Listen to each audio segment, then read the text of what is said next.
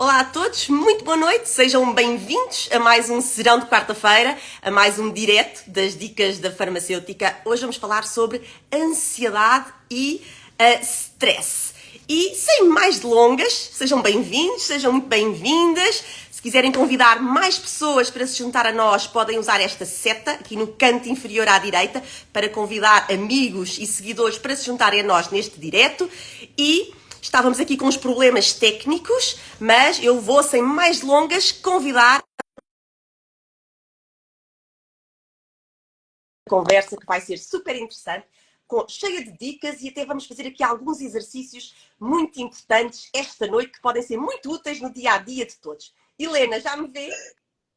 Continuo sem a ver, Paulo. Pronto. Estava a vê-la Passado perfeitamente. este stress. Eu aderi. Depois pode ter aqui um problema do meu telemóvel. Só é estranho porque, de facto, mesmo há bocadinho, há uns minutos, estava a vê-la perfeitamente quando fizemos o teste. Mas eu acho que vamos continuar assim. Pronto. O que acha, Paula? Então, seguimos. Sim. As pessoas nos estão a ver. Eu vejo-a. E Importa. vou só aqui perguntar novamente às pessoas se nos veem às duas. Olá, olá, sejam todos bem-vindos. Conseguem ver-nos às duas? Só assim um sim ou assim um ok? Só para termos a certeza que nos estão a ver. Ok. Sim, ok. Sim, Obrigada, Sara. Pode Pronto, ter já aqui um temos problema aqui a confirmação de qualquer sim, do meu. mais uma pessoa. Pronto. Helena, seja muito bem-vinda. Eu estava a dizer há pouco, estou Obrigada. muito contente e entusiasmada. Já fizemos quase 70 lives aqui nas dicas e esta é a primeira no âmbito da saúde mental. E eu tenho a certeza que esta conversa hoje vai ser riquíssima e muito importante e útil para as pessoas que estão aqui connosco. Queria dar-lhe as boas-vindas. É um gosto enorme recebê-la aqui e queria também apresentá-la. E por isso vou aqui à minha cábula, que é para não falhar nada. Ok, muito obrigada, Paula. Só aqui dizer que, eventualmente, se falarmos um bocadinho por cima, como eu não a estou a ver, pode ser um bocadinho mais desafiante. Mas quero agradecer-lhe muito o seu convite. É um gosto estar aqui consigo e com todas as pessoas que estão aqui a acompanhar-nos.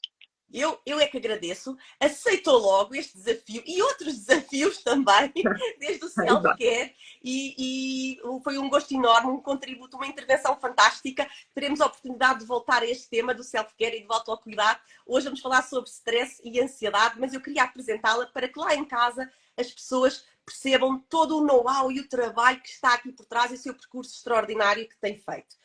Então, a doutora Helena Paixão é psicóloga, como eu já disse há pouco, mestra em Psicologia Clínica, pós-graduada em Intervenção Cognitiva ou Comportamental e em Neuropsicologia do Adulto. É formada em Mindfulness, já vamos ver a importância disto aqui durante o nosso direto e os truques, as dicas e o exercício que vamos fazer se ficarem connosco durante estes 40, 50 minutos que vamos hoje conversar. Também em autocompaixão e em comunicação consciente. Tem mais de 14 anos de prática clínica, com foco nas perturbações de ansiedade, o nosso tema de hoje. Trabalha também a autoestima e as competências emocionais. Atualmente já não está sozinha, já lidera uma equipa de psicologia presencial, mas também online. Portanto, estejam onde estiverem no país e não só, há sempre aqui um apoio, um suporte que pode ser dado. Dinamiza workshops e programas de gestão de stress e ansiedade. Mas não só para pessoas individuais, mas também para empresas, em contexto laboral, que eu acho que é um trabalho lindíssimo, de certeza, que deve fazer aqui também e ver o crescimento e desenvolvimento e a importância que a saúde mental tem no contexto também e dos desafios que se colocam no contexto laboral. Helena, no nosso dia-a-dia somos confrontados com inúmeros desafios, situações, preocupações. Desde as notícias, mais ou menos agradáveis, a guerra na Ucrânia, a guerra no Médio Oriente, as taxas de juros, o preço das casas, a inflação, tudo isto não para, somos bombardeados com tudo isto, as alterações climáticas, a chamada ansiedade climática, e temos que lidar com isto todos os dias. Será que nós conseguimos sempre lidar com isto tudo, a juntar com o facto de muitas pessoas se queixarem que estão muitas vezes, ou na maioria do tempo, estressadas e com os desafios também pessoais, profissionais, o teletrabalho, o desemprego, todo este contexto que se avizinha para os próximos meses, um ano difícil, desafiante de 2024.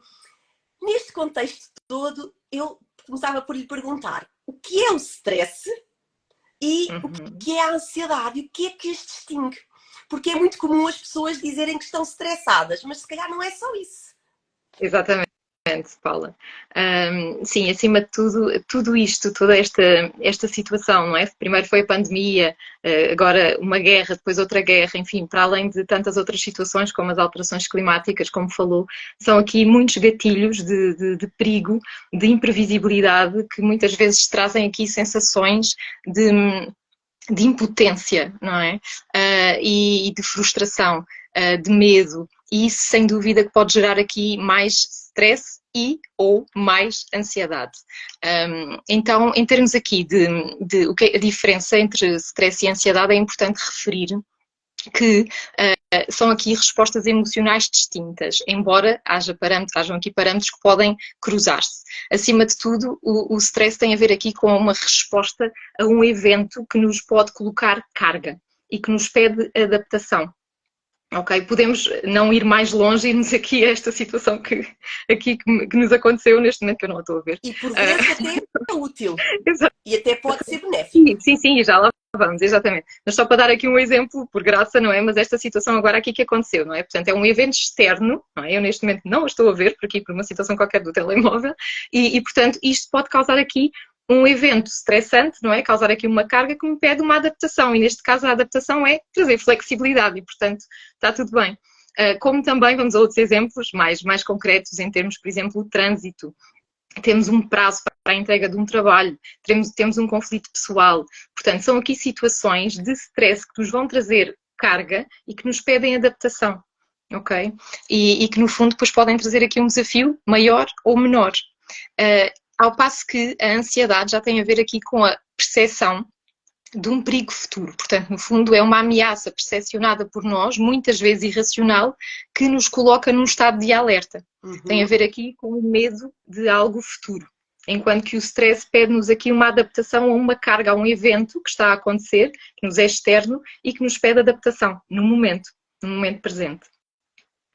E quando é que nós sabemos que a ansiedade, e já percebemos que vamos concentrar-nos e focar-nos aqui nesta ansiedade, não é? Esta preocupação no futuro, quando é que esta ansiedade deixa de ser normal? Se é que eu posso, entre aspas, se é que eu posso expressar-me assim. Sim. Quando é que é normal? Quando é que deixa de ser normal? Para não usar o termo que até quando preparávamos este live falámos, patológico, que é demasiado forte, não é?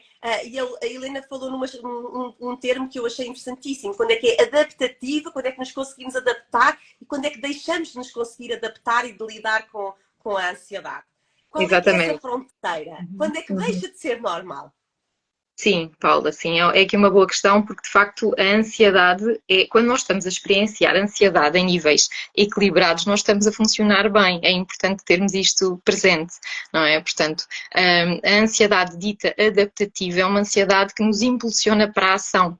Se quisermos, vamos aqui a um exemplo clássico, que muitas vezes na psicologia que damos, que imaginando que estamos na savana, é importante que nós tenhamos uma ansiedade adaptativa que nos permite ativar o dito modo luta ou fuga, não é? Para sairmos daquela situação. Estamos por exemplo, num edifício que dispara o alarme. É importante que nós, automaticamente, que possamos sair daquele lugar.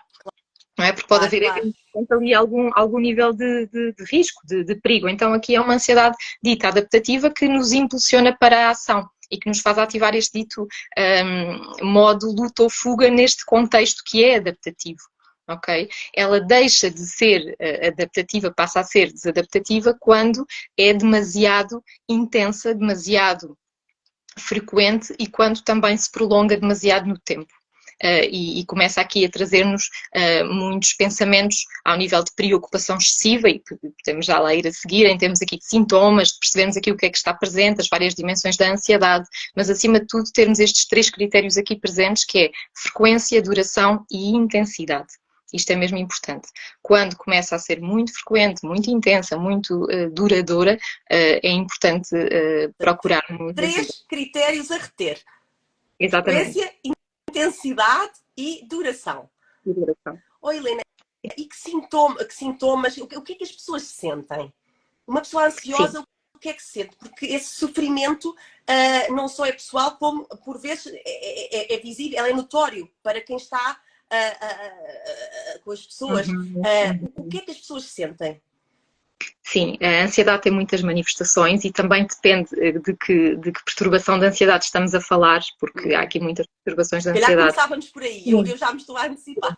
Não, não, não tem mal. Sim, mas pronto, só para as pessoas também perceberem que, por exemplo, há aqui perturbações de ansiedade, como por exemplo uma ansiedade social, fobias específicas, perturbação de pânico, advêm aqui, no fundo, de respostas muito intensas de medo e de ansiedade. Ok? Depois podemos ter aqui uma ansiedade mais generalizada que muitas vezes também pode ser intensa, mas geralmente é mais prolongada no tempo. Uhum. Então, pronto, só aqui para termos aqui uma ideia geral e, portanto, vai variar um bocadinho, vai depender um bocadinho do tipo de ansiedade que tendemos a ter mais presente. No entanto, aqui em traços gerais, nós temos três dimensões, se calhar podemos também começar aqui por explicar três Sim, grandes sim. dimensões em termos de ansiedade. Portanto, temos aqui uma dimensão mais cognitiva, ou seja, que passa mais aqui pelos pensamentos que nós temos, ou seja, ao nível mais de uma preocupação excessiva, eu gosto de lhe chamar uma preocupação, porque nós estamos a preocupar a nossa mente com alguma coisa que não aconteceu e que pode mesmo não acontecer. E, portanto, uma preocupação Desculpe excessiva. interrompê-la, e que pode mesmo não acontecer. Exatamente, exatamente, sem dúvida. Que, portanto, lá está a ansiedade é muito esta questão de um perigo futuro, não é? E que muitas vezes é irracional e que uma grande parte das vezes de todo não acontece. Portanto, E, essa vertente cognitiva, do temos essa pensamento. vertente cognitiva, ao nível do pensamento, que pode depois também baixar os nossos níveis de concentração, se a ansiedade é muito Uhum. intensa. Imagino, por exemplo, pode impactar num discurso, deixa de ser um discurso tão fluido, por exemplo. Então, é esta dimensão mais cognitiva, mais mental. Depois temos a dimensão emocional, quando temos respostas de medo muito intensas, níveis também muitas vezes de irritação, de irritabilidade, muito marcados em termos de ansiedade, sobretudo a ansiedade generalizada, tende a ser muito frequente. E temos uma dimensão física, em que é muito importante também, que é muito frequente, haver aqui marcadores físicos. Aliás, de resto também é importante referir isso, que é aquilo que leva muitas pessoas a consultas médicas, a procurar consultas médicas devido precisamente aos marcadores físicos que se fazem sentir. E essa somatização manifesta-se como? Por exemplos práticos, concretos, para quem está aqui Por exemplo, connosco. sim, exatamente. Por exemplo, manifesta-se através de palpitações, é muito frequente, taquicardia, perturbações gastrointestinais, dores de cabeça, dores de estômago, transpiração excessiva, aqui uma multiplicidade de sintomas físicos. Na Também realidade, aqui quase na tudo farmácia pode também ser. algumas pessoas dizem não só essas palpitações que referi à taquicardia, mas às vezes a sensação de um nó na garganta, que não Nó na conseguem garganta, engolir. sim. Uhum, sem dúvida, Paula, sim. Na realidade, quase tudo pode ser um sintoma de ansiedade, quase tudo aqui ao nível físico. Pode haver também tonturas, sensação de desmaio, portanto, temos aqui muitos marcadores físicos. Depois, dependendo de cada caso, de cada pessoa, manifesta-se de forma diferente. Oi, Helena, eu não resisto aqui a perguntar-lhe, porque já falou na questão do pânico e aqui nos limites, o que é, como é que se manifesta um ataque de pânico, qual é a relação com a ansiedade, porque também é algo que eu sinto que tem vindo a ser cada vez mais frequente. Uhum. Sim. Pode haver ansiedade com ou sem pânico. Há pessoas que têm, de facto, ansiedade, não têm perturbação de pânico, não têm ataques de pânico, e há pessoas que têm, de facto, ataques de pânico e que podem, então, desenvolver esta dita perturbação de pânico.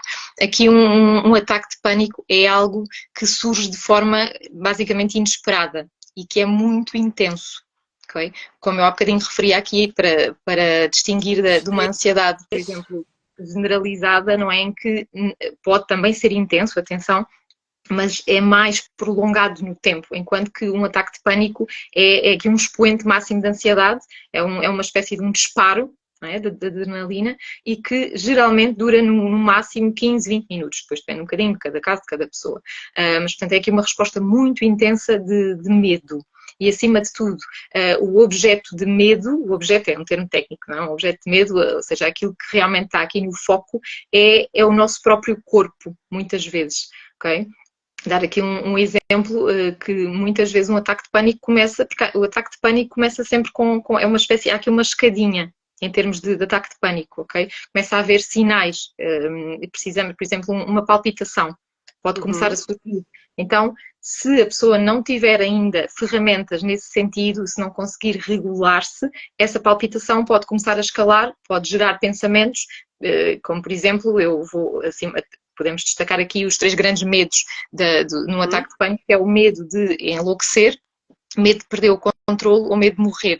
Então a pessoa, a partir de uma palpitação, pode começar automaticamente a ter estes pensamentos. Será que eu vou morrer? Será que eu vou perder o controle? Será que eu vou enlouquecer? E, portanto, a partir daí isto pode começar, se a pessoa não tiver os mecanismos suficientemente desenvolvidos aqui em termos de autorregulação, isto pode começar a escalar de uma forma muito, muito, muito rápida e gerar então o ataque de pânico. Portanto, é muito importante percebermos um bocadinho esta escadinha do pânico para começarmos, acima de tudo, e se possível, começar logo aqui a intervir o quanto antes. Assim que começamos a sentir um sintoma, podermos então ter aqui estratégias, depois E era mesmo isso que eu ia perguntar, como é que evitamos chegar a esse ataque de pânico? Quando é que as pessoas devem pedir ajuda? Quando é que já... Sim, acima de Voltamos à questão de há pouco. Quando é que deixa de ser normal? Sim, sim, um ataque de pânico por si só já é um indicador que o corpo está aqui a gritar, a pedir ajuda. Portanto, um ataque de pânico por si só já é aqui um pedido de ajuda. Então, no fundo, se a pessoa tiver um ataque de pânico, eu diria que é mesmo importante a pessoa procurar ajuda o quanto antes, precisamente para eles não aumentarem e a pessoa começar logo a aprofundar o seu autoconhecimento, a perceber com curiosidade o que é que está a acontecer dentro de si, o que é que aquela ansiedade lhe está a manifestar, começarmos a investigar nesse sentido e a partir daí a pessoa começar a abraçar um processo em que vai desenvolver também técnicas e ferramentas que vão permitir autorregular-se. E nessa jornada, para chegar à autorregulação, a esse controlo, começa pelo autoconhecimento. Sim. O autoconhecimento é assim a base, Paula, exatamente. E como é que aliás, quando a psicologia e as ferramentas podem, porque ainda há muitos estigmas, e eu aproveito aqui para fazer aqui um pedido, se quiserem colocar questões, por favor usem aqui este balão com um ponto de interrogação para nós podermos responder e participem, convidar todos a participar, mas por favor aqui neste balão para nós de um modo sistemático podermos responder a todas as questões, senão elas vão aqui voando, vão fugindo. Dar as boas-vindas, porque não param de se juntar a nós mais pessoas, sejam bem-vindos. Mas perguntava-lhe, Helena, como que é que nesta jornada que começa pelo autoconhecimento, a pessoa está num diálogo interno sozinha ou acompanhada por um profissional, quais são aqui estes fatores que pode acelerar, o que pode trazer de benéfico nesta ajuda, neste processo todo para chegar à autorregulação, ao autocontrole? Sim, sim, Paulo. Quando falamos em estratégias, aqui o que eu chamo muitas vezes um kit de ferramentas de autorregulação, de gestão de ansiedade, um kit de ferramentas SOS, é muito importante, sem dúvida, as pessoas perceberem que a grande base, o grande alicerce destas ferramentas é mesmo um processo de autoconhecimento, porque não basta nós fazermos apenas uma ou duas sessões, ok, eu vou ali desenvolver estas ferramentas ou vou ler aquele livro e sei o que é que posso fazer. Claro que tudo isso pode ser um complemento e muito importante, mas acima de tudo este autoconhecimento é aqui o grande alicerce. O que é que nos permite? O autoconhecimento permite-nos identificar, primeiro de tudo, mergulhar em nós, fazermos este mergulho para dentro, sairmos um bocadinho do modo fazer e entrarmos no modo ser, no modo sentir. E permite-nos gradualmente começar aqui a despir algumas camadas nossas, máscaras que nós vamos desenvolvendo ao longo da vida, máscaras que por vezes muitas delas podem ir sendo adaptativas, outras menos adaptativas e que às tantas há aqui o risco às vezes das pessoas se confundirem com as próprias máscaras. Portanto, é um convite as pessoas a começarem, de facto, a conhecerem-se verdadeiramente, a conseguirem identificar as suas zonas de vulnerabilidade, que todos, sem exceção, temos, zonas de vulnerabilidade, pontos de facto, de vulnerabilidade, e conseguirem também identificar as suas forças de caráter, que também é muito importante. Conseguirem identificar tudo isto, identificar os seus sistemas representacionais, os seus metaprogramas, a forma como as pessoas abraçam a vida, a lente, no fundo, que colocam para se relacionarem com elas próprias e com o mundo. E o autoconhecimento vai permitir tudo isto, porque nós, muitas vezes, conhecemos partes nossas, mas são apenas partes nossas. Não nos conhecemos genuinamente. E às vezes estamos assim um bocadinho distantes da nossa essência, da nossa autenticidade. E o autoconhecimento permite-nos fazer este caminho. No Nesta fundo, jornada, o autoconhecimento... neste processo, Sim. e eu se calhar pegava nas suas palavras e repetia-as, que não é nem uma sessão nem em duas, portanto não há aqui milagres nem nenhuma panaceia, não é? Nesta jornada de autoconhecimento, em que as ferramentas estudadas, validadas, profissionais, ajudam e aceleram, no fundo, este processo, que passos é que se seguem até chegar ao processo da autorregulação da ansiedade? Sim, então, Paula, aqui podemos... Estratégias, colocando melhor a questão. Assim, estratégias para conseguirmos autorregular, não é? A ansiedade. Sim, algo muito importante é nós começarmos por apostar mais, e isso também trabalhamos num processo de terapia e de autoconhecimento, que é começarmos a apostar mais nos nossos níveis de literacia emocional, porque nós muitas vezes vamos colecionando diplomas do ponto de vista académico e está tudo bem, mas muitas vezes depois esquecemos de aprofundar aqui os nossos níveis de consciência e literacia emocional. Então começarmos, por exemplo, assim, para percebermos mais em concreto, aprendermos a nomear aquilo que nós estamos a sentir, dar nome às nossas emoções, conseguirmos identificá-las com clareza, reconhecê-las, como é que elas se manifestam no nosso corpo, e aprendemos a fazer este processo com curiosidade, com gentileza, com autocompaixão, em vez de fazermos este processo... Helena, o que é que significa a autocompaixão? E qual é a importância da autocompaixão neste processo de descoberta que estava a dizer? Eu adorei ter usado a expressão gentileza, porque de facto diz muito neste processo, desta forma de olharmos para nós. Sim, então, Paula, eu falaria, antes de falar em autocompaixão aqui, de mindfulness, para explicar um bocadinho às pessoas, porque é aqui uma combinação, eu diria, quase perfeita, não há nada perfeito, mas é aqui uma combinação muito, muito, muito saudável, é uma espécie de muito feliz, exatamente, não diria melhor. É aqui um casamento feliz. No fundo, o mindfulness é aqui uma ferramenta barra estado, barra competência que nos permite treinarmos a nossa atenção para estarmos mais no presente, no momento presente, no aqui e agora. E, portanto, se quisermos, podemos dizer que o mindfulness permite-nos notar a experiência, como ela é, sem julgamento e com curiosidade. E a autocompaixão permite-nos dar colo à experiência, ok? Aqui em exemplos, para ser mais concreta. Então, o mindfulness ajuda-nos, vamos à ansiedade, ajuda-nos a notar a ansiedade sem nos confundirmos com ela. Porque é isto que acontece muitas vezes quando as pessoas não têm ainda estes mecanismos de autorregulação. O que é mais fácil, Paulo? É nós nos confundirmos com a ansiedade, é nós nos confundirmos com os pensamentos. E o mindfulness permite-nos treinar, porque é mesmo um treino, sublinho, treinar este músculo da atenção, uma atenção de qualidade, para conseguirmos estar mais no momento presente, observarmos os pensamentos automáticos que possam surgir e que nos vão gerar ansiedade, mas não nos confundirmos com eles. É aquilo que chamamos, do ponto de vista técnico, a desfusão cognitiva. É não nos fundirmos com os pensamentos, porque é isto que vai ainda gerar mais ansiedade e que, no fundo, nos leva depois a entrarmos numa bola de neve. A tal escalada, exatamente. E que depois pode nos levar aqui a pensamentos de armadilha, a pensamentos novelo, e entramos aqui, de facto, num labirinto. E o mindfulness permite-nos exercitar este músculo e que, de facto, é incrível, porque tem mesmo resultados muito, muito, muito bons.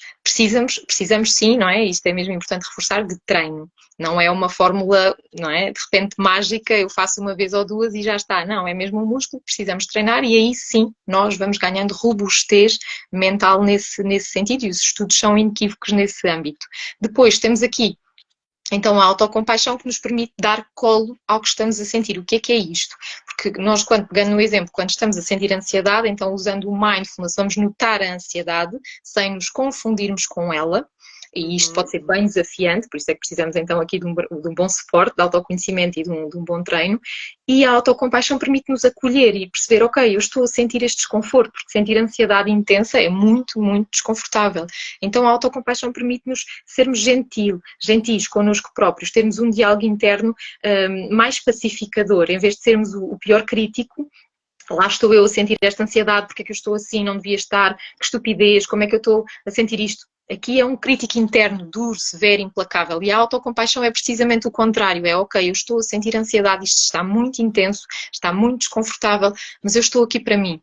Eu estou a permitir-me cuidar de mim, eu estou a aprender a cuidar de mim, eu posso usar agora esta ferramenta, aquela ferramenta, e portanto vamos começando a falar connosco de uma forma gentil, autocompassiva e amorosa, tal como falaríamos, por exemplo, para um melhor amigo, para um amigo, não é? Para uma pessoa de família de quem gostemos muito e que de facto esteja a passar por um momento difícil. Sim. E há inúmeros exercícios para praticar Exatamente. esta atenção plena. Sim. Sim. Há aqui muitos exercícios e podemos fazer aqui um exercício. Paula, faz-lhe sentido? Eu acho que sim. Quem está aqui connosco e continuam a juntar-se pessoas aqui a nós, sejam muito bem-vindos. Estamos a falar de ansiedade e de como controlar, autorregular, identificar, observar brilhante aqui, brilhante, doutora Helena. Obrigada, Vários Susana. elogios para si, boas noites Um beijinho. para si, Um beijinho muito grande. Como autorregular e de estratégias. Estamos aqui a falar, já falámos de mindfulness e digam-nos, estão connosco, querem fazer um exercício aqui com a doutora Helena? Eu acho que sim. Um beijinho a Ruth. Corações, beijinhos para si, corações. Muito queridas. Eu não aqui sei, eu acho que sim, então, ainda ninguém aqui nos respondeu, mas eu acho que sim, fazemos um exercício. Sim, já temos aqui uma resposta, já temos aqui mais. Aqui e agora, permitir-se, olha, pessoas que eu estou aqui a partilhar sem dúvida, bora lá, é isso, vamos lá. Boa, é isso que nós queremos, sentir esta boa energia da vossa parte. Boa. Tenho que dizer uma coisa a quem chegou agora, que a doutora Helena não nos está a ver aqui um ecrã preto, mas está tudo a correr lindamente, fantástico, foi aqui um stress inicial. Exato, mas claro que sim, mais pessoas aqui connosco. Então vá, Helena. Eu não sei como é que me estão a ver, porque a sensação que eu tenho, a percepção é que eu estou a olhar para o que eu estou a ver e para os comentários das pessoas, portanto é mais difícil olhar aqui para a parte de cima. Os comentários consigo, eu não consigo ver é a Paula. Ótimo! Só não vê a mim. Não vejo é assim, de resto estou a ver os comentários. A voz está... Pronto, pode haver aqui algumas questões, mas conseguimos ouvir com clareza e com nitidez. Boa, pronto, então, muito bem. Então vamos fazer aqui, se calhar aqui 2 exercícios, 2 em 1. Um exercício, se calhar, como estávamos a falar aqui de autocompaixão, fazemos aqui já um exercício que é muito, eu adoro este exercício de autocompaixão porque ajuda-nos mesmo a sentir no nosso corpo o que é isto da autocompaixão, porque às vezes estarmos a ouvir alguém a falar sobre isto pode ser muito interessante, mas a pessoa fica, ok, mas como é que eu faço isso na prática? Então vamos começar por fazer um exercício já de autocompaixão. Vou convidar-vos aqui, com a vossa mão direita ou esquerda, a fecharem o vosso punho, fecharem mesmo bem o vosso punho, cerrarem, e agora com a outra mão vocês vão tentar abrir esta mão que está fechada, mas a mão tem que se manter fechada e portanto tem mesmo que se manter fechada e esta está a tentar abri-la e vão procurando fazer este exercício aqui em conjunto connosco, ok? Portanto a mão está a tentar, notem, olhem para a vossa mão, vejam o que é que acontece, portanto uma mão tem que se manter fechada e a outra está a tentar abri-la, notem o que é que está a acontecer com a vossa mão, ok? Agora vamos parar de fazer este movimento e com esta mão que está livre, vamos fazer precisamente um movimento oposto, diferente. Vamos acolher este punho que está cerrado, que está fechado. E olhem para a vossa mão, procurem acolhê-la. Ao mesmo tempo que vão respirando de forma consciente e vão olhando para a vossa mão. Helena, se quiser Procurem no... levantar um pouquinho mais as suas mãos, por favor. Ok. Obrigada, obrigada. Ok. E procurem notar o que é que vai acontecendo com a vossa mão, ok? Claro que cada pessoa é diferente e cada experiência é única. O que acontece, no entanto, muitas vezes é isto que está a acontecer aqui, não sei se conseguem ver a minha mão. Gradualmente, não foi instantâneo que a minha mão se abriu, mas gradualmente, a partir do momento em que eu dei colo ao meu punho, à minha mão, esta mão, que estava fechada, que estava cerrada com toda a força, ela começou gradualmente a abrir-se. E isto, no fundo, aqui este exemplo, é a autocompaixão. No fundo, é este colo. Em vez de sermos aquele crítico rígido que estava aqui a tentar abrir à força, a lutar, a resistir, e que esta mão cada E vez às mais... vezes, desculpe interromper, às vezes somos os nossos piores críticos. Nem mais, Paula, muitas vezes. Muitas. Muitas vezes. Então, e é isto que acontece, quanto mais nós somos críticos connosco, quanto mais temos um diálogo interno severo, implacável, mais, não é? Como aqui como o pulso, a mão se Olha, já fecha. temos aqui pessoas a dizerem que adoraram o exercício e aqui a falarmos do super ego também, aqui mais sugestões. Ok, que bom que estão a gostar. E portanto Hoje é está isto. aqui tudo. Que bom, Que ótimo, bom. fico muito feliz. Portanto, é acima de tudo isto, nós percebermos que quanto mais nós tentamos controlar a ansiedade, quanto mais tentamos anulá-la, silenciá-la, mais ela aumenta, ok? Quanto mais tentamos aqui abrir esta mão com toda a força, mais ela se fecha. Portanto, é isto. Quando nós começamos a dar colo, começamos a acolher aquilo que estamos a sentir, a abraçar uma boa dose de desconforto com gentileza, esse desconforto tende a diluir-se. Okay? E isto não sou eu que digo apenas, são os estudos que nos mostram isso. E a minha prática clínica também me mostra isso. E a minha prática pessoal também me mostra isso. Então, é muito importante nós irmos procurando praticar aqui autocompaixão. Termos um diálogo interno compassivo, gentil e amoroso. Porque nós precisamos e merecemos. Depois, podemos aqui se calhar agora passar para um exercício de mindfulness, mais aqui ao nível da consciência, de trabalharmos este músculo da atenção de qualidade, que falávamos há pouco, porque é aqui uma das ferramentas determinantes na gestão e na autorregulação que há bocadinho falávamos, Paula, que é de facto trabalharmos os nossos níveis de atenção de qualidade. Porque nós, só aqui antes do exercício, fazer um pequeno parênteses. Sim, sim. Obrigada. Portanto, se nós repararmos, nós vivemos aqui, começámos, e a Paula começou aqui esta live muito bem, a contextualizar com todo este panorama que nós vivenciamos hoje em dia, não é? Com tantas coisas a acontecer, tantos gatilhos de perigo, de imprevisibilidade, de falta de controle, que geram impotência, frustração, medo, etc. E depois eu acrescentaria aqui também, a propósito da importância de trabalharmos o músculo da atenção, vivemos numa sociedade que tende a potenciar o burnout, a cultura do burnout, ou seja, que nos leva a marcados estados de exaustão. Temos aqui, vivemos numa sociedade muito competitiva, muito exigente, uma velocidade estonteante, a nossa atenção é permanentemente disputada por muitíssimos estímulos, não é? Se nós notarmos, a nossa atenção está praticamente, o dia todo está praticamente a ser dividida, estamos quase sempre em atenção dividida, não é? Portanto, raramente estamos mesmo presentes, com presença consciente, e isto gera também muita ansiedade. Portanto, precisamos mesmo de começar aqui a sair um bocadinho mais do modo fazer, a fazer nem que seja micropausas de autocuidado, de pausas conscientes para respirarmos, para fazermos uma corrida, para podermos fazer uma caminhada. Estou só a dar aqui exemplos. Como pode ser, eu às vezes dou este exemplo, e aliás no Self-Care Market também dei este exemplo, que muitas vezes a coisa que nós podemos fazer por nós, num dia muito preenchido de trabalho, pode ser precisamente tirarmos um minuto para respirar de uma forma consciente. Então, ao fazermos isto, já estamos a sair um bocadinho do modo fazer e estamos a entrar no modo sentir, no modo ser. E isto vai gradualmente ajudar-nos aqui a gerir e a regular os estados de ansiedade. Portanto, para fazer aqui um bocadinho este contexto e as pessoas perceberem qual é a importância de trabalharmos o nosso músculo da atenção. Uma atenção de qualidade, estarmos mais no... E antes deste segundo exercício que vamos fazer, e não saiam daí, eu queria lhe perguntar, porque já vamos falar um bocadinho do contexto laboral, porque tem imensa experiência em trabalhar com equipas e eu acho que também é importante trazer não só aqui a questão clínica individual, mas também das equipas e da importância que o nosso trabalho, onde estamos não sei quantas horas por dia, tem, o impacto que tem a todos os níveis na nossa saúde. Mas queria perguntar-lhe sobre o burnout. O que é o burnout? E mais uma vez aqui a fronteira, quando é que é preciso pedir ajuda? Sim. Sim, o burnout é aqui um estado emocional de profunda exaustão. É quando muitas vezes as pessoas se levam, acabam por se ir levando ao limite, chegam àquilo que nós chamamos, chegam a um limite. E muitas vezes, precisamente, estamos nesta sociedade então que nos potencia muito esta cultura deste burnout, do perfeitamente perfeito. É uma sociedade que permeia muito este modo de fazer constante e, portanto isto leva a estes estados de burnout em que as pessoas muitas vezes acabam por entrar, era um bocadinho aquilo que se chamava antigamente o esgotamento, não é?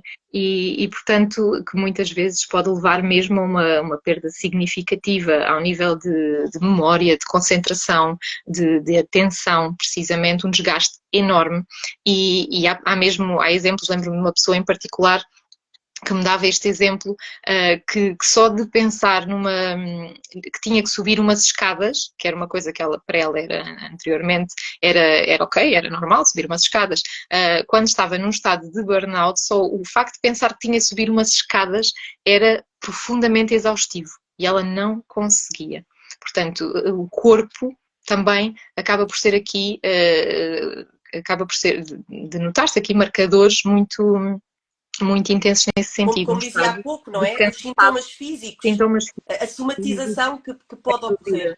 Acima de tudo um cansaço marcado. E o sofrimento que tudo isto acarreta, porque... Um sofrimento enorme e também um cansaço não só do corpo, mas lá está, também um cansaço muito mental, não é? Como a pessoa só de pensar que tinha que subir as escadas.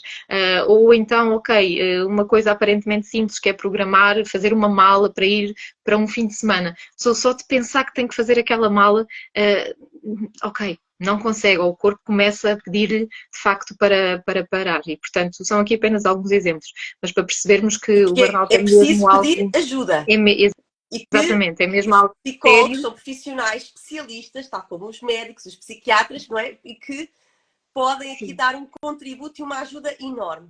E que ninguém está sozinho. Ninguém é a primeira pessoa a sentir tudo isto que estamos aqui a falar. Ninguém está sozinho. E cada vez mais, Paula, há mesmo pessoas a entrar nestes estados de burnout e o apelo também que eu quero aqui fazer é, acima de tudo, que procuremos não chegar àquilo que chamamos a reserva da reserva.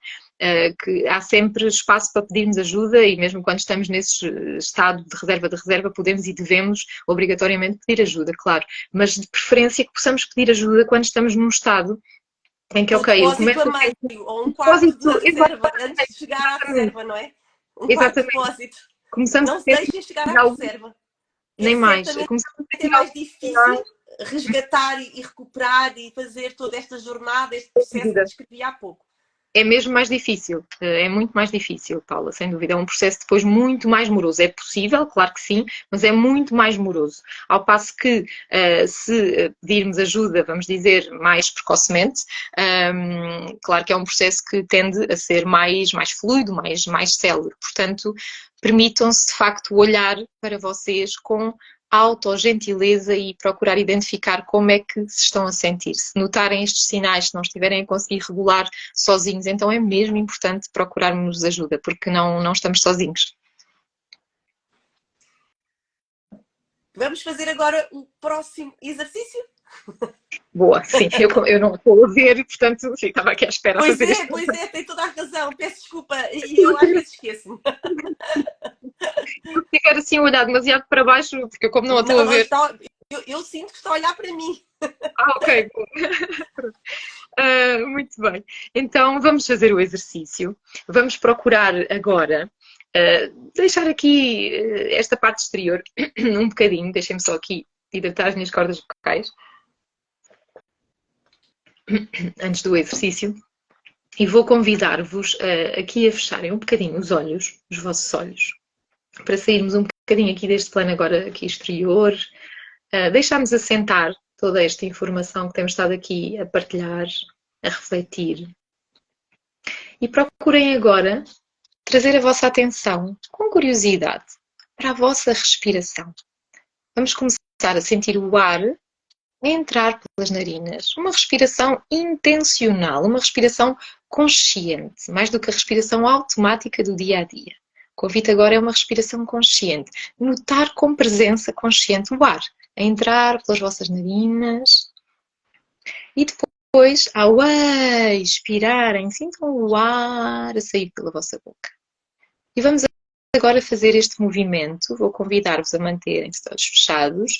A cada inspiração, vamos contar mentalmente até 7 e a cada expiração, vamos contar mentalmente até 11.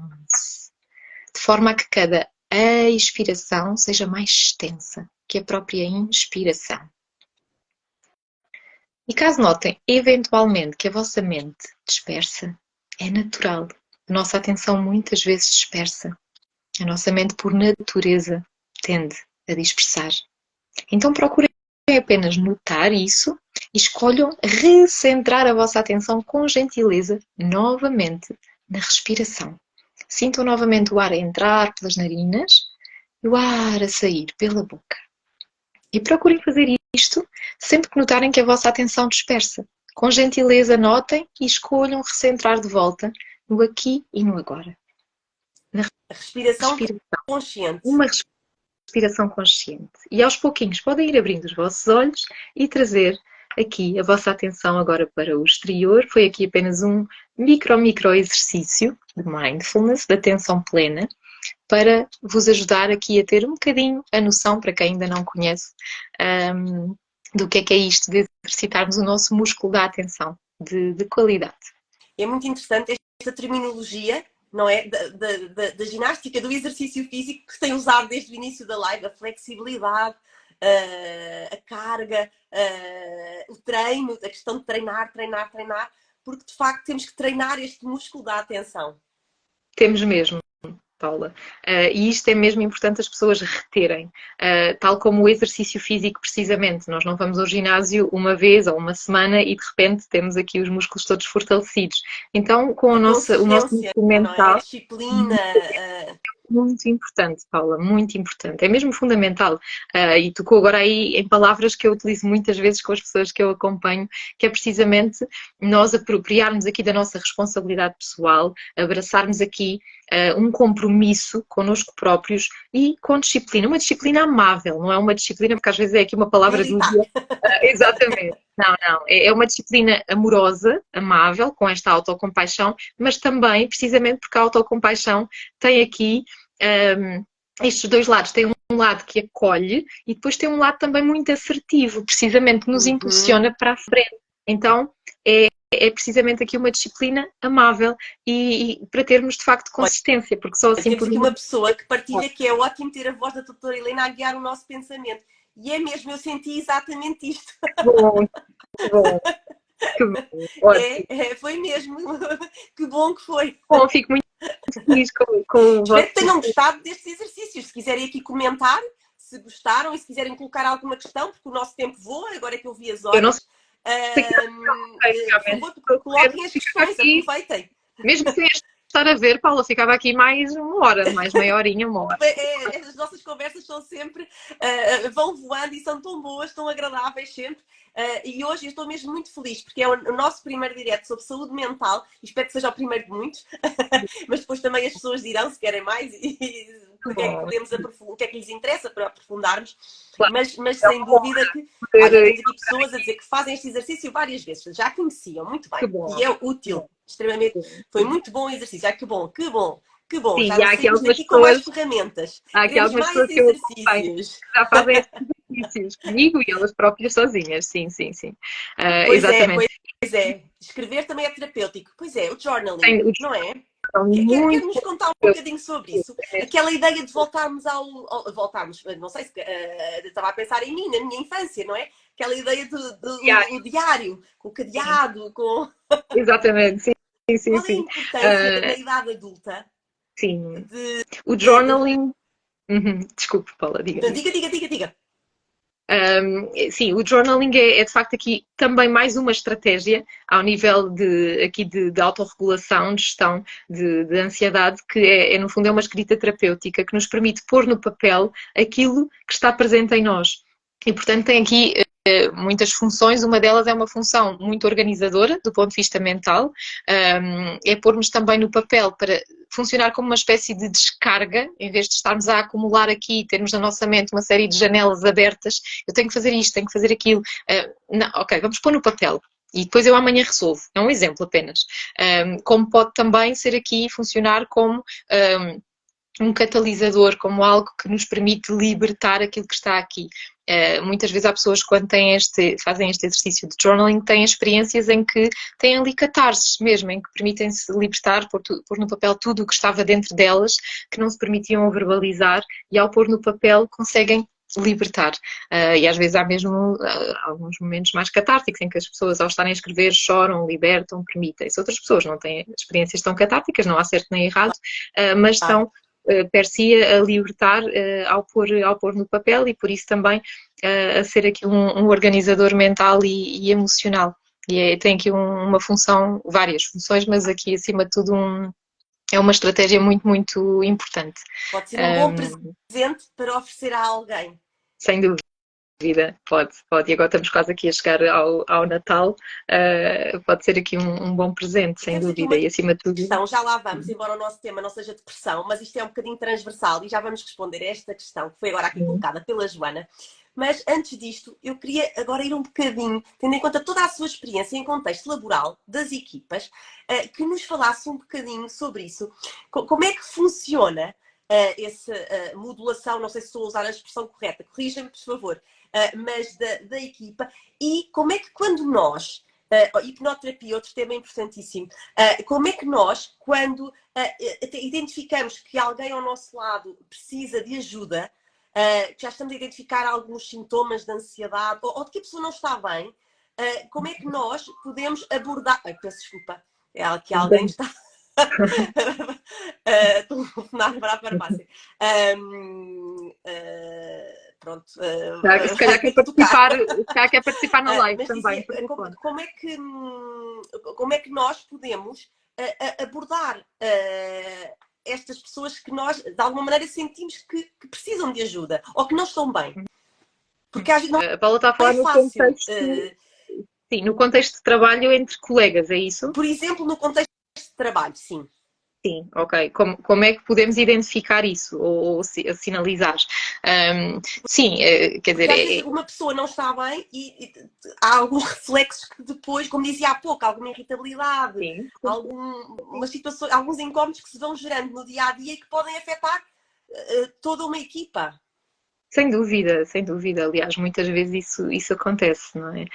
Por isso é tão importante a presença também de psicólogos de X em X tempo, não é? Haver algum tipo de workshops, de programas de sensibilização, para as pessoas poderem estar mais, apostar mais naquilo que há bocadinho falávamos, nestes níveis de literacia e vocabulário emocional, porque aí é muito mais fácil para todos conseguirem eles próprios auto-observar-se e provavelmente pedir ajuda, em vez de estarem a perpetuar um estado que está a impactar naquela dinâmica de trabalho, ou para outras pessoas que estão ao lado e poderem mais abertamente também falar sobre isso e sinalizarem, encaminharem eventualmente a pessoa, não é?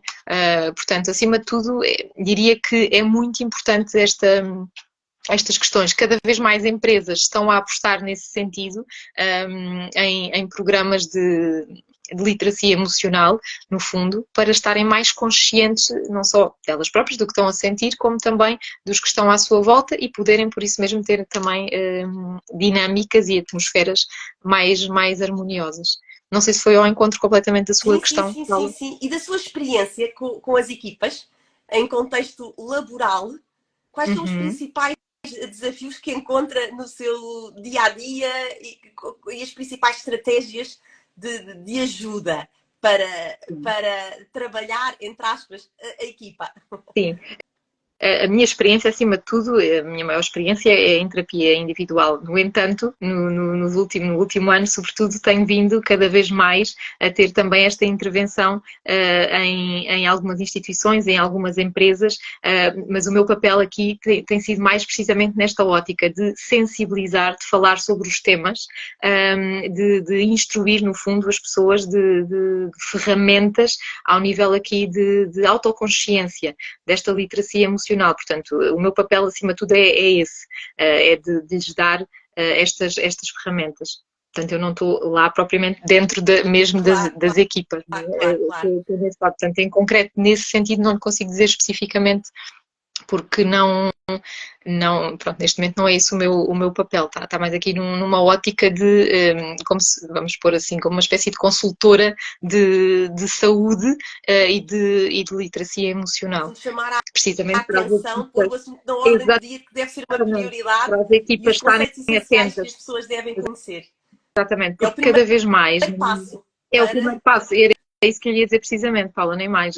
Cada vez mais é fundamental apostarmos na prevenção, não é? E, portanto, se as pessoas tiverem esta informação, tiverem acesso a esta informação e tiverem acesso a ferramentas práticas, porque é isto também que eu procuro fazer. Que era um bocadinho, há pouco quando perguntei, eu pensava que era um bocadinho por aí, alguns exercícios que pudessem ajudar exatamente na gestão da ansiedade. Claro. Sim, mas isso sim, trabalhamos nesse sentido também, portanto, aí sim, praticamos muito exercícios ao nível de mindfulness, os exercícios, aqui são estas amostras que fizemos aqui, não é? Mas aprofundamos mindfulness, autocompaixão, desenvolvemos técnicas, muitas vezes que nós falamos, as técnicas de grounding, que nos permitem, e no fundo é as técnicas que nos permitem aterrar, enraizar, e que nos ajudam muito aqui também em situações mais de SOS, de ataques de pânico, uma ansiedade muito intensa. Então desenvolvemos também estas ferramentas, são apenas aqui exemplos, como temos nas técnicas de grounding, por exemplo, temos a técnica chamada dos 5 sentidos, por exemplo, temos a técnica das cores, depois fazemos também respiração diafragmática, temos a técnica da contagem, que é muito importante. Imagine, por exemplo, imaginem, estamos aqui com muitas pessoas, por exemplo, que estamos num momento quase a entrar ali num ataque de pânico. Estamos a começar a sinalizar o tal sinal, a tal escadinha que falávamos há bocadinho, não é? Então, se a pessoa gradualmente conseguirmos, em vez de escalar, vamos fazer aqui uma técnica, por exemplo, de contagem. Eu vou perguntar à pessoa, diga-me quanto é que é, imagine 5 mais 5. À partida é fácil, não é? Mas uma pessoa num momento de muito stress pode não conseguir raciocinar da mesma forma. Portanto, é para ajudar a pessoa a recentrar o seu foco noutro ponto, ok? E depois, gradualmente, e não naquela situação, e depois vamos aumentar. Exatamente, e depois vamos aumentar um bocadinho, não ficamos só por aqui porque pode ser demasiado fácil. 5 mais 5, a partir da pessoa vai-me dizer 5 mais 5, 10. Ok, então vamos aumentar e mais 8, 5 mais 5, 10 e mais 8, e mais 3, e vamos somando um bocadinho. Então a pessoa pode não ser muito difícil, mas requer um pouco de atenção, então isso por si só já está a ajudar a pessoa a descentrar-se daquele foco ansiogénico que está ali no corpo ansioso. E em paralelo também tem aqui uma função de ajudar a ativar uma zona que serve como travão para a ansiedade. E, por exemplo, temos aqui uma zona que ajuda-nos a ativar o nervo vago. O nervo vago é o canal interno que nos ajuda precisamente a desativar as respostas ansiosas. E, portanto, agora aqui já há um bocadinho de termos técnicos, mas só para perceberem que estes exercícios têm aqui por trás todo este objetivo, este fundamento, não é? A ciência, o modo de funcionar exatamente. do nosso organismo e a ciência, como é que o cérebro comunica, não é? Como é que conseguimos, como falava há pouco, os sintomas, como é que pode acontecer algum sintoma, uma dor de barriga, não é? Antes do exame, e o eixo intestino, neste caso cérebro-intestino, ou vice-versa, intestino-cérebro, porque isto é bidirecional, mas não só. E aqui o nervo vago é de facto importantíssimo nesta comunicação. Muito, porque nós não conseguimos estar relaxados e nervosos ao mesmo tempo, então a partir do momento em que começamos a recentrar a nossa atenção noutro foco, que esta zona começa a ser ativada e que vai desativar as respostas ansiosas, começamos então a entrar num estado que se calhar, imaginando estávamos aqui de 0 a 10, estávamos numa intensidade 9, começamos a reduzir se calhar para um 7, e isso já nos vai permitir a seguir desenvolver outras ferramentas, como por exemplo, fazer uma respiração, fazermos uma meditação, por exemplo, porque se estivermos num estado de muita ansiedade, num expoente máximo, nós não conseguimos meditar naquele momento. Ok? Então, primeiro temos que ativar estas ferramentas de grounding que nos permitem aterrar e voltar a recentrar o foco e depois sim vamos abrindo disponibilidade, o córtex pré-frontal começa aqui a voltar também a abrir, que é aqui a zona responsável pelo raciocínio, pela concentração e começamos a partir daí então a recompor-nos, não é? Portanto isto vai oferecendo aqui então esta tal autorregulação que falávamos há bocadinho. Está aqui a Ruta a dizer o cubo de gelo, exatamente, que é uma técnica também que eu muitas vezes ensino às pessoas que eu acompanho, que é uma técnica de quebra de estado também, que nos ajuda a quebrar o estado. Exatamente, Susana, muito bem. É isso. Está tudo alinhado. Está tudo, estamos aqui todas super alinhadas, nem mais. E que, portanto, ao pormos um cubo de gelo, por exemplo, aqui na região dos nossos pulsos, automaticamente, não é isso, de repente muda tudo e de repente passa logo a ansiedade, mas automaticamente permite-nos concentrar, é automático. Estamos ali né, no frio, no desconforto daquele gelo na nossa pele e, portanto, isso permite-nos reduzir se calhar do 9 para um 8 e gradualmente então vamos descendo esta escadinha. Oi, Helena, e aqui estão a perguntar se a própria pessoa pode criar mentalmente esses cálculos para se descentrar da tal situação que causa a ansiedade. Sim, claro, não claro tem que sim. Não uma pessoa externa a perguntar, não é? A fazer tem que ser uma pessoa externa, não. Pode ser, sem dúvida, e é importante que o próprio desenvolva estes mecanismos de autorregulação, sem dúvida. Para saber o que fazer, não é? Claro. Nessa situação, para conseguir travar. É fundamental. E... Exatamente, Paula, é fundamental. É o que chamo o kit de ferramentas que nós todos precisamos e beneficiamos em ter para que em algumas situações que sejam de facto mais estressantes e ou mais ansiogénicas, então a partir daí possamos nos regular melhor. Não quer dizer que não vamos sentir ansiedade, porque nós somos humanos e em algumas alturas, de facto, como vimos há pouco, podemos sentir ansiedade adaptativa, noutras, em alguns contextos pode ser menos adaptativo, mas de facto se estivermos aqui munidos de ferramentas, vamos seguramente conseguir geri-la de uma forma diferente. Na vida de facto muito desafiantes. Claro que sim, claro que sim. E tudo nós... Sucedem-se acontecimentos que parece que tudo aconteceu, não é? Naqueles meses, naquele período, não é? Sim, sem dúvida. E todos nós temos zonas de vulnerabilidade, como falámos há bocadinho. E também aqui uma outra questão que eu muitas vezes refiro, que é precisamente que todos temos uma zona de permeabilidade à perturbação, ou seja, ninguém está imune de desenvolver um quadro de ansiedade, um quadro de depressão ou outra situação clínica. Isto é mesmo importante retermos, ou seja, não acontece só aos outros. E, portanto, ninguém está imune, sejamos nós médicos, psicólogos, professores, farmacêuticos, ou seja. Profissionais de saúde estão mais sujeitos, não é? Vários estudos apontam nesse sentido. Exatamente, e somos aqui profissões de risco, precisamente para desenvolvermos, como falámos há bocadinho, por exemplo, o burnout. E, portanto, precisamos de estar ainda mais atentos e cuidarmos muito bem de nós. Não ser só fazer, mas como dizia há pouco, sentir. Sentir e cuidarmos de nós. Hoje o tema não é aqui o autocuidar, mas no fundo tudo isto estamos a falar é cuidarmos de nós, não é?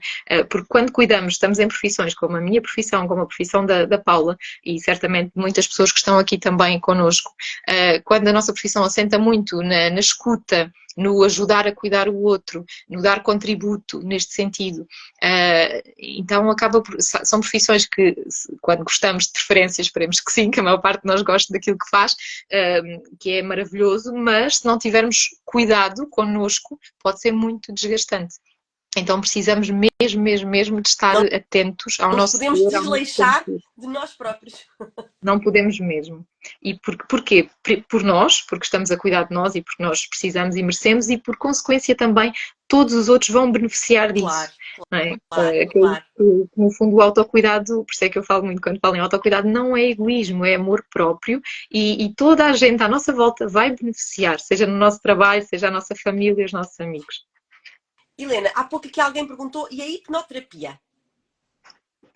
Também é mais uma ferramenta, não é? Isso é toda uma outra área.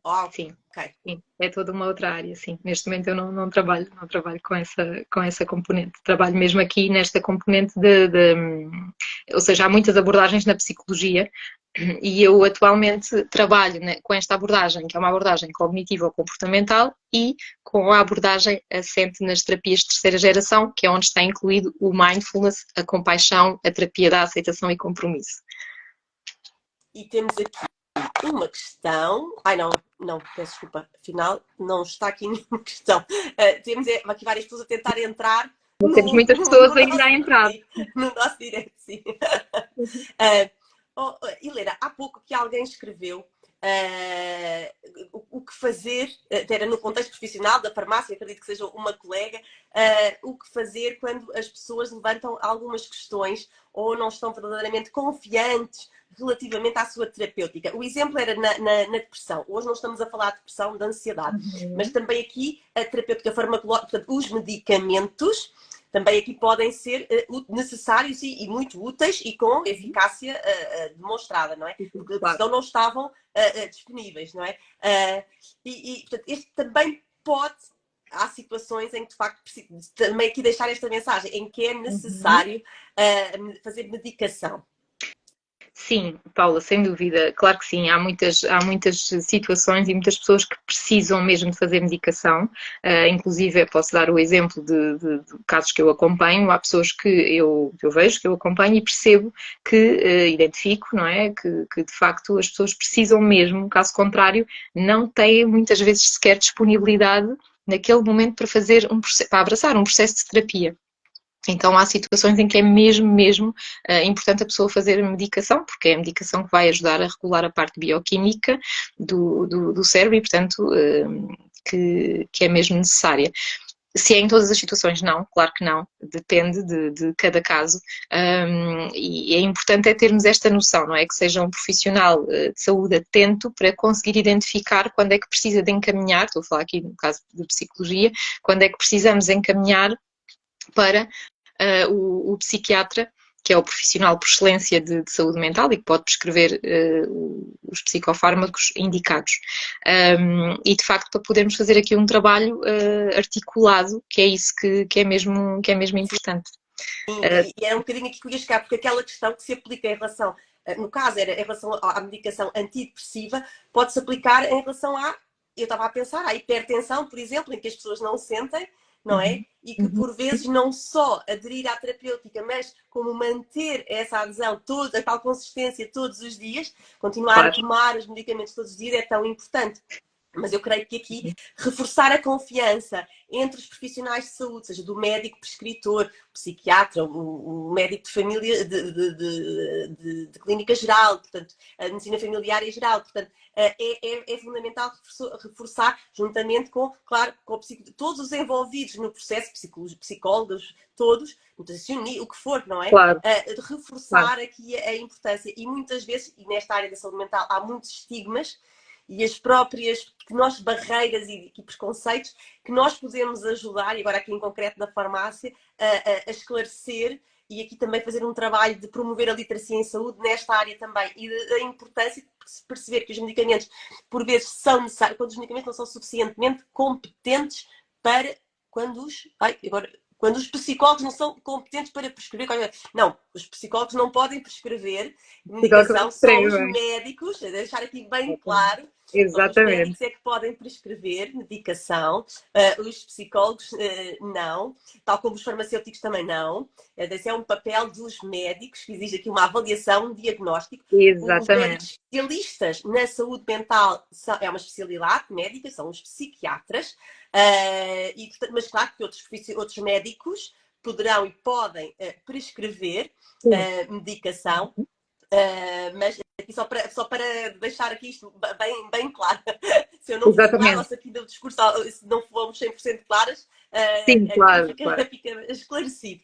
Exatamente. Mas, reforçar esta confiança, não é? E muitas vezes esclarecer, porque tal como as pessoas não sentem a hipertensão e também têm aqui os seus desafios, aqui nesta área, seja na ansiedade, na depressão, ou até noutros problemas de saúde mental, a importância das pessoas saberem em que consiste o problema de saúde, como se manifesta e a importância da medicação e o papel que pode ter tão essencial e determinante para, não tem que ser para sempre, não é? Pode ser num período transitório, quão importante é. Muitas Exatamente. vezes aqui também se levantam questões relacionadas com o sono, a insónia, a dificuldade em dormir, e isso por vezes é uma forma de as pessoas terem necessidade de, lá está, os médicos acabam por prescrever determinados fármacos e por vezes há o receio da dependência, da tolerância, não é? Ou seja, de não só ficar dependente daquele fármaco, como de tolerância, de precisar cada vez uma dose maior para que tenha o mesmo efeito. Mas aqui, claro, com a ajuda e com profissionais de saúde e com acompanhamento, é possível fazer o desmame, é possível tudo isso, porque de facto há muita medicação que não tem que ser para sempre, naquele período transitório, é uma ajuda, é mais uma ferramenta. Se vai ficar gravado, vai. Aqui fica no YouTube e no site. Boa. Helena, não sei se quer acrescentar aqui alguma coisa, estamos mesmo. Sim. Se não houver mais nenhuma pergunta, estamos quase aqui a terminar. Ok.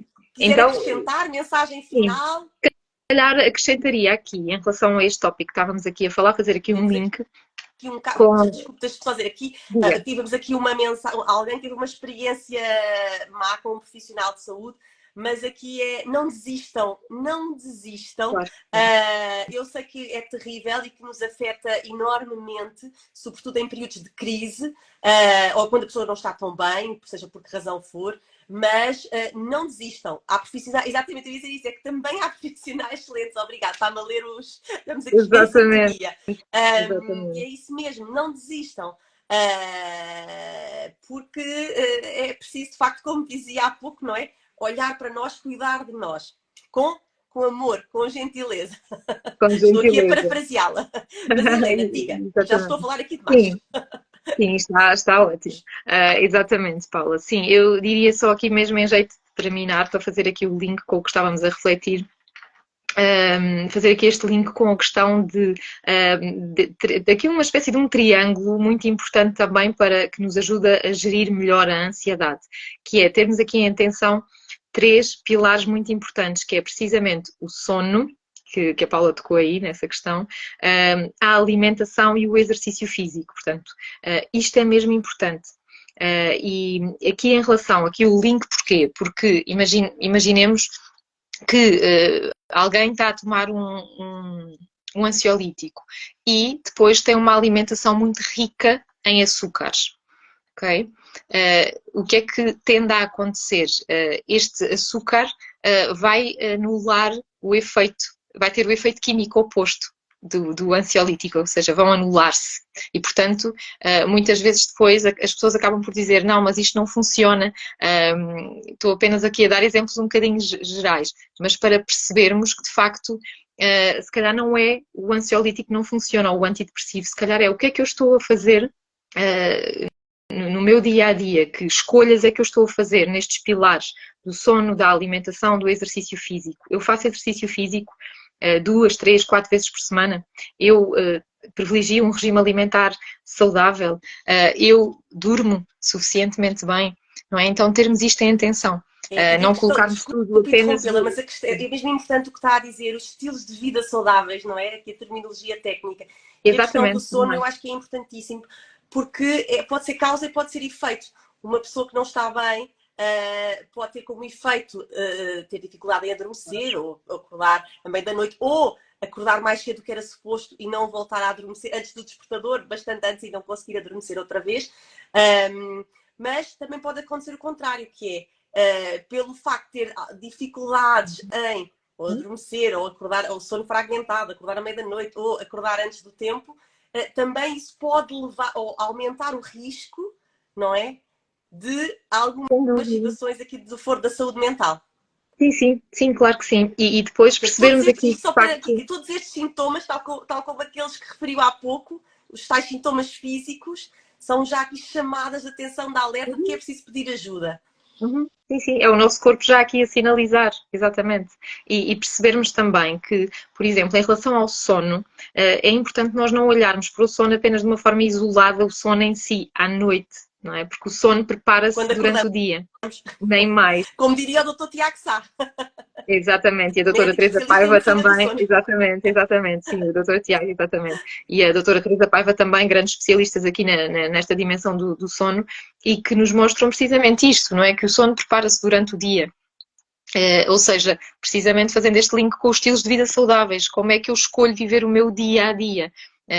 Estes hábitos que eu procuro implementar, eles estão consistentes no meu dia a dia, ou eu faço isto uma vez ou outra, não é? Então, percebermos aqui toda esta ligação e repararmos como isto está tudo tão interligado, a tal questão que falámos também um bocadinho mais atrás, da importância da nossa responsabilidade pessoal, da consistência, do compromisso connosco próprios, não é? Porque é tudo isto que vai alavancar aqui novos hábitos, construir novos hábitos e permitir um estilo de vida mais saudável e que permitir-nos, de facto, regular os nossos estados emocionais de uma forma mais Consciente, saudável, mais não construtiva, é? mais Mais... consciente, completamente. Helena, nós temos que nos pôr a nós próprios na nossa agenda. Claro que sim. Claro que sim. Exatamente, nem mais. Eu digo muitas vezes e convido muito, e a mim própria também me relembro e procuro implementar, que é, nós marcamos uma reunião connosco próprios. Nós muitas vezes marcamos reuniões com N situações e pessoas, enfim, não é? Temos a nossa agenda cheia de reuniões, de consultas, o que seja, de compromissos com outras pessoas, e depois esquecemos do compromisso aqui com uma pessoa que é muito, muito importante, não é? Diria que talvez a pessoa mesmo mais importante, não no sentido de egoísmo, mas de amor próprio. Um beijinho à Bárbara, está aqui também a Beijinhos, comentar, um beijinhos. grande beijinho, Bárbara. Obrigada. E de facto privilegiarmos esta relação connosco, não é? Que somos a pessoa mais importante numa ótica de amor próprio, porque de facto se cuidarmos de nós desta forma, toda a gente à nossa volta, como falámos, vai beneficiar. É mesmo importante Sem termos dúvida. isso E em este amor atenção. é para sempre, não é? Nós. É para Claro sempre. que sim, nós somos a nossa principal companhia e estamos sempre connosco, não é? Então Sempre. precisamos mesmo de investir nesta relação, numa relação de preferência de qualidade connosco.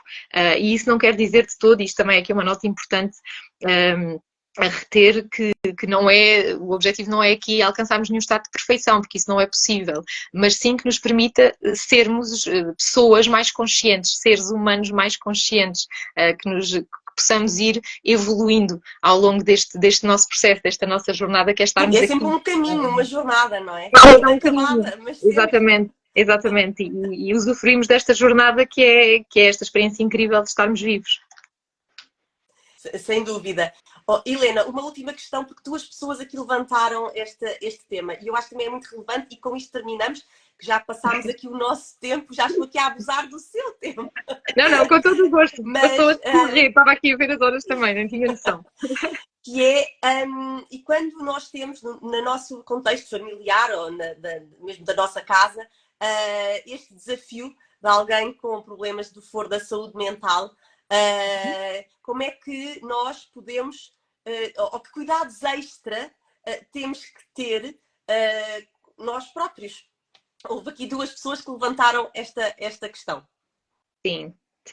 Cuidados em relação a nós próprios e em relação também ao outro, é isso? Ao outro, mas aqui eu acho que era mais ferramentas para quem tem que lidar com outros problemas, sejam de ansiedade, de depressão, de burnout, do que for. Claro. Pronto, depende do que é que estamos a falar, não é? Porque de acordo com isso depois também vai depender um bocadinho aqui as estratégias nesse sentido. Mas assim, em traços gerais, o que é importante em relação a alguém que vive connosco e que tem aqui algum problema, lida com algum problema de saúde mental, lá está, que pode ser precisamente ansiedade, pode ser depressão ou outra situação. Então, em primeiro lugar, em relação a essa pessoa, é muito importante nós procurarmos desenvolver aqui uma lente de empatia, porque o que é mais fácil e que eu vejo mais vezes na minha prática clínica, pessoas a referirem-me isso, é que muitas vezes sentem-se julgadas por quem está ao lado e às vezes as pessoas mais próximas acabam por julgar e muitas vezes não é por mal, mas acabam por ser algum tipo de julgamento.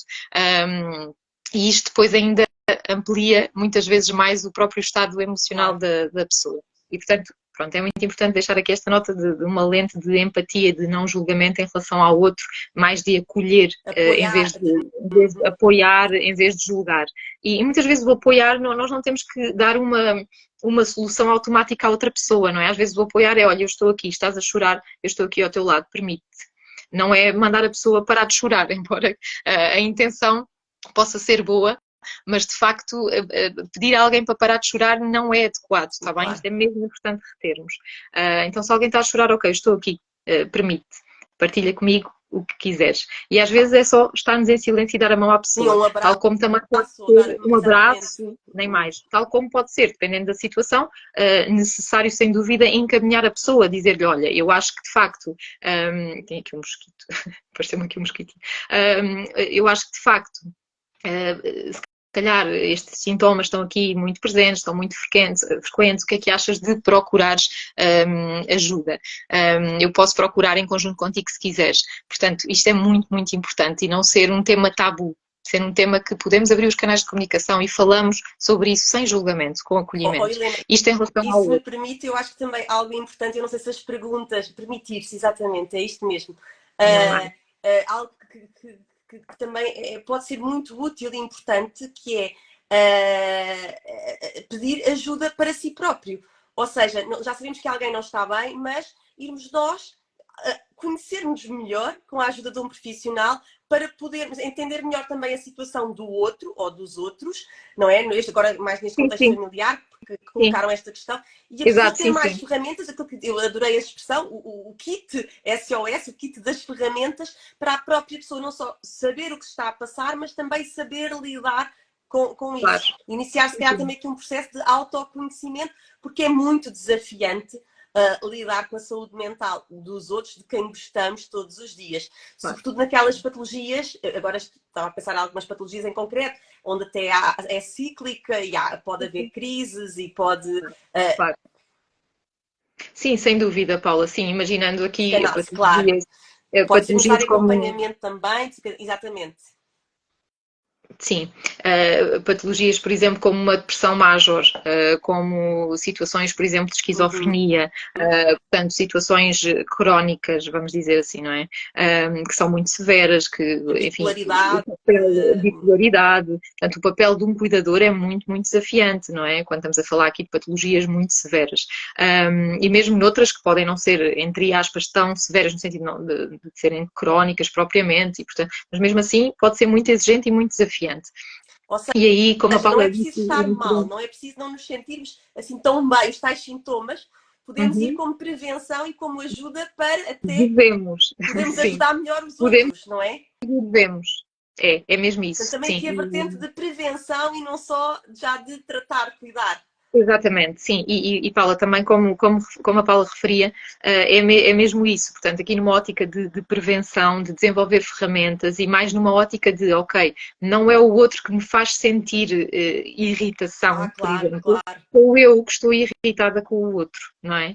Então, o que é que eu preciso de saber sobre mim? O que é que estas emoções me estão a sinalizar? Claro. Quais é que são as necessidades que estão aqui por preencher? Porque precisamos também, hoje não falámos aqui tanto sobre isso, mas é importante só aqui rapidamente lembrarmos que não há emoções boas nem más, as emoções não são nossas inimigas.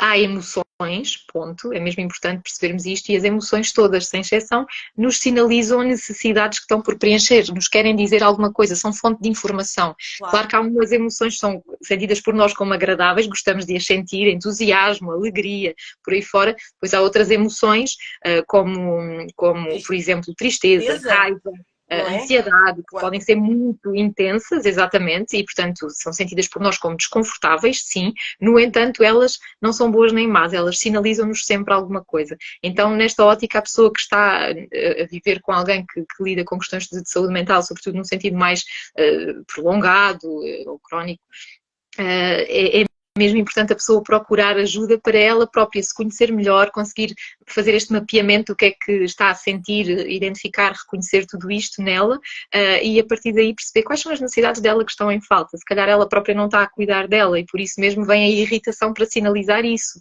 Olha, tens aqui uma necessidade por preencher, tens que olhar também para ti. E a partir daí a pessoa ganhar mais consciência, desenvolver mais estas ferramentas para poder também autorregular-se e ajudar melhor o outro, de uma forma mais consciente, acima de tudo. Excelente, sem dúvida, é isso mesmo. Porque aqui não é demais repetir, é que a saúde não é só física. De todo. E, portanto, não é fundamental cuidarmos também da nossa saúde mental. Não só numa perspectiva de tratar, mas de prevenir. Muito importante, Paula. E por isso eu cada vez mais trabalho... Ninguém está livre de poder acontecer, não é? Como dizia há pouco, ou de Sem estar dúvida. sujeito a qualquer situação de Sim, ansiedade ou de todos, outra situação. todos temos uma zona desta permeabilidade à perturbação, ninguém está imune e precisamos mesmo de reter isto, porque às vezes mesmo assim, uma espécie inconscientemente, não, mas eu não é? Só aquelas pessoas. Não, todos temos Todos. esta zona de permeabilidade perante situações específicas, eventos de stress, uma situação enfim, uma perda de um trabalho, um divórcio, uma situação traumática, enfim, são situações que podem. Quando morre alguém na família, não é? Exatamente, São exatamente, a perda situações de um ente querido, que portanto, ninguém situações, não está é, que preparado e a que pessoa, nem mais, e a pessoa a partir daí, não quer dizer que desenvolva um quadro de ansiedade ou depressão, mas a partir de alguns eventos difíceis e estressantes, que possa eventualmente desenvolver uma situação de depressão, de ansiedade. Portanto também, e não só, enfim, às vezes podem não ser só situações reativas, não é? Mas sim gatilhos que possam existir e que vão reativar situações lá de trás que não estão resolvidas da pessoa, e isso pode então também acabar por despoltar aqui um quadro de ansiedade ou de que é depressão. outra mensagem importante, que é nunca é tarde para começar a cuidar da saúde mental. Nunca é tarde de todo, no entanto, Qualquer idade. quanto antes melhor, exatamente. Claro, qualquer idade, nós temos uma coisa que se chama plasticidade neuronal e, portanto, nós conseguimos, estamos sempre a tempo é como se fosse uma espécie de plasticina, que nós temos esta permeabilidade também, isto é incrível, temos este potencial criativo e transformador dentro de A nossa nós. natureza é incrível. É mesmo incrível. Portanto, se por um lado temos aqui o que chamamos tecnicamente um enviesamento cognitivo, em que, ou seja, um viés negativo, em que a nossa mente escoa, claro que depende de pessoa para pessoa, mas estou a falar no ser humano em geral, a mente com alguma facilidade pode escoar aqui para o negativo, que vem aqui um bocadinho da parte mais de trás, não é? O cérebro reptiliano, que no limite lá atrás, não é? Os nossos antepassados precisavam deste alerta para sobreviverem. Claro. Portanto, nós ainda trazemos um pouco isso. No entanto, se por um lado temos este viés negativo, também temos aqui este outro lado, esta plasticidade neuronal, este potencial criativo transformador dentro de nós, e por isso é tão importante procurarmos ajuda quando não estamos a conseguir sozinhos. E a partir daí podemos, sem dúvida, transformar as nossas dores em sabedoria emocional e em autoconhecimento, em autoconsciência. Helena, quer deixar alguma mensagem final? Mensagem final. Então, olha, Paulo, eu diria aqui que, acima de tudo, esta mensagem de lembrarmos, de olharmos para nós como olhamos tantas vezes para a bateria do nosso telemóvel, do nosso computador, e procurarmos olhar cada vez mais de forma consciente, com presença mesmo consciente, para a nossa bateria, como é que nós estamos, perceber o que é que está aqui mais presente em nós, fazer uma boa auto-observação, e a partir daí podemos perceber, ok, estou a conseguir gerir sozinho, posso gerir muito bem. Se não estou a conseguir gerir sozinho, então posso e devo, em muitas situações mesmo, procurar ajuda para não chegarmos à tal reserva da reserva. É mesmo importante apostar mais, cada vez mais na prevenção. Meio depósito, um quarto depósito, pedir ajuda. Exatamente. Mais uma vez aqui a participação, eu hoje uma vez mais, é isso mesmo, permitam-se a sentir, a ser. Permitam-se, exatamente. E é uma palavra que eu uso também muitas vezes em consulta às pessoas que eu acompanho, é ajudar as pessoas precisamente a familiarizarem-se com este vocabulário emocional mais possibilitador. Muito nesta ótica de, ok, eu posso permitir-me olhar para mim, eu posso permitir-me avançar aqui num processo de autoconhecimento. Isto é mesmo importante, darmos permissão a nós próprios para cuidarmos de nós. E acalmarmos aquela voz sempre tão crítica. Acalmarmos o crítico interno, que é às vezes muito severo, muitas vezes, como vimos há bocadinho, não é? Helena, então... muito obrigada. Foi fantástica a nossa conversa. Gostei imenso. Obrigada. Para quem esteve connosco, e ainda estão aqui imensas pessoas que estão connosco desde o início, obrigada. Esperamos que tenha sido muito útil. Os exercícios, olha, pessoas aqui a darem os parabéns. Obrigada. Para quando o audiobook, isto é para si. A agradecer, obrigada. Vou pensar nisso. Foi maravilhoso, foi fantástico. Obrigada por toda esta partilha de conhecimento, pelos exercícios tão simples e que foi possível fazermos aqui em direto. Peçam ajuda. A saúde mental faz parte aqui do conceito de saúde, não é só a saúde física e, portanto, para prevenir, para tratar, para se conhecerem melhor, é uma jornada linda estar vivo, vamos desfrutar, vamos aproveitar com alegria, com felicidade e, portanto, para nós, para os outros, vamos valorizar os sintomas, tudo, vamos tratar, olhar para nós, ter tempo para nós, vamos pôr-nos a nós próprios na agenda. Marcarmos Helena, uma foi um reunião gosto. connosco. Exatamente. E lembrarmos que não há saúde sem saúde mental. É mesmo importante nós lembrarmos disso. Foi um gosto enorme, enorme. Muito obrigada. Obrigada pelo esforço extra e aqui em stress de não me ver.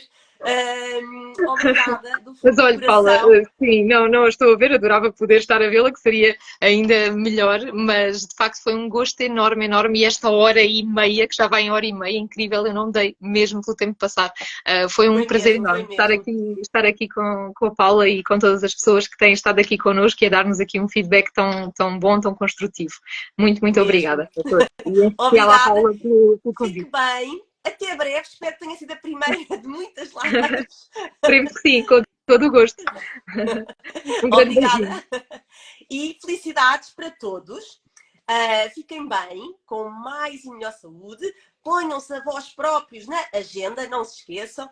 E para a semana voltamos, não na quarta-feira, mas por questões de agenda, outros compromissos também profissionais. Para a semana a nossa live vai ser na terça-feira e vamos falar sobre os principais desafios de quem tem dermatite atópica quando começa o tempo mais frio, a pele mais seca e aqui todos estes desafios da pele atópica. Portanto, para a semana será na terça-feira e não na quarta.